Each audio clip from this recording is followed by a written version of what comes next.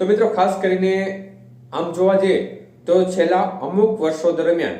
ગુજરાતમાં વાતાવરણની પેટર્ન છે તે ધીમે ધીમે બદલાય છે। એમાં મુખ્યત્વે જે વરસાદની પેટર્ન છે તે બદલાય છે, જેને પરિણામે વરસાદનું પ્રમાણ છે તે નોર્મલ હતું તેના કરતાં થોડું ચોક્કસપણે છેલ્લા વર્ષોની અંદર વધ્યું છે।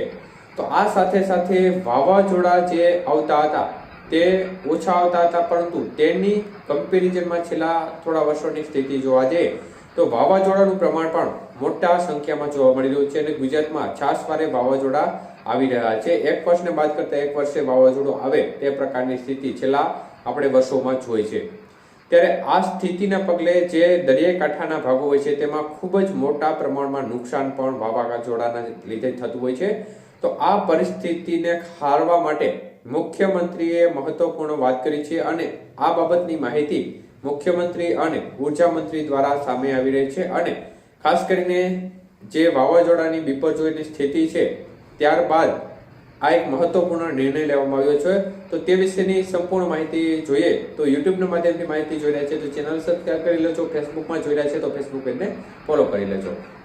તો મિત્રો ખાસ કરીને બિપરજોય વાવાઝોડા બાદની જે આપણે પરિસ્થિતિ જોઈ કે દરિયાઈ કાંઠાના જે ભાગો છે તેમાં રીતસરનું નુકસાન મોટા પ્રમાણમાં જોવા મળ્યું હતું।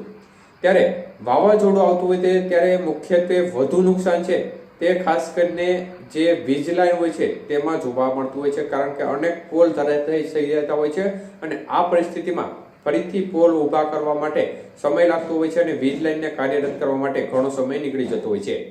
ત્યારે ઉર્જા મંત્રી દ્વારા જે માહિતી આપવામાં આવી છે તે મુજબ ખાસ કરીને દરિયાઈ કાંઠાના જે ગ્રામ્ય વિસ્તારો છે કે દરિયાઈ કાંઠાના જે શહેરી વિસ્તારો છે અને તેને લાગુ 50 કિલોમીટર સુધી અંદરના ભાગો સુધી ખાસ કરીને જમીની ભાગોની અંદર કેબલ લાઈન નાખવામાં આવે છે, મતલબ કે વીજ વાયર છે તેને જમીનની અંદર નાખી દેવામાં આવે છે, કારણ કે વિશેષ પ્રમાણમાં વાવાઝોડાનું પ્રમાણ વધુ હોય તો એ સંજોગોમાં વધુ નુકસાની દરિયાકાંઠાના ભાગોમાં થતી હોય છે અને ખાસ કરીને કોઈ પણ પ્રકારની જે જાનહાનિ ના સર્જાય, કોઈ પણ પ્રકારનું નુકસાન ના જાય અથવા તો વીજ લાઈનને કોઈ પણ પ્રકારનું નુકસાન ના જાય એ હેતુથી આ જે માહિતી છે તેમના દ્વારા અત્યારે સામે આવી રહી છે તે મુજબ દરિયાઈ કાંઠાના વિસ્તારોથી લઈ અને અંદર સુધીના 50 કિલોમીટરના ભાગો સુધી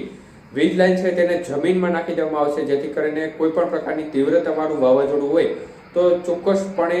વીજ લાઈનમાં કોઈ પણ પ્રકારનો ફોલ્ટ આ ભાગોમાં જોવા ન મળે, જેના કારણે લાંબા સમય સુધી ઘણા ખરા વિસ્તારો છે તે વીજળી વિહોણા જોવા મળતા હોય છે। તો આ પરિસ્થિતિનો સામનો કરવો ના પડે તે હેતુથી ખાસ કરીને કેન્દ્રીય ટીમ અને તેમના દ્વારા જલ્દીથી જ આ કામગીરી પૂર્ણ કરવામાં આવશે તેવી માહિતી અત્યારે સામે આવી રહી છે અને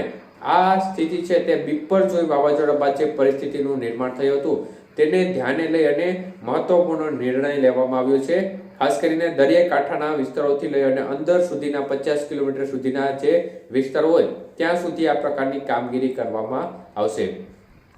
તો ચોક્કસપણે એક સારો નિર્ણય ગણી શકાય, કારણ કે જમીનની લાઈન જે વીજ લાઈન છે તે જમીનની અંદર વહી જતી હોય છે, તો આ સંજોગોમાં ખાસ કરીને મોટા પ્રમાણમાં નુકસાની અટકાવી શકાય છે અને વાવાઝોડા દરમિયાન વધુ પ્રમાણમાં પવન હોય તો આ સંજોગોમાં પણ વીજ લાઈન કાર્યરત રહે અને કોઈ પણ પ્રકારનો ફોલ્ટ જોવા ના મળે। તો ચોક્કસપણે આગામી સમયમાં જો આ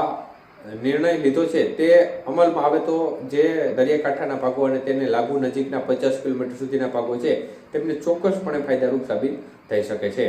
તો જલ્દીથી જ આ કાર્યવાહી પૂર્ણ કરવામાં આવશે તેવી વાત પણ સામે આવી રહી છે તેવું ઉર્જા મંત્રીએ કહ્યું છે।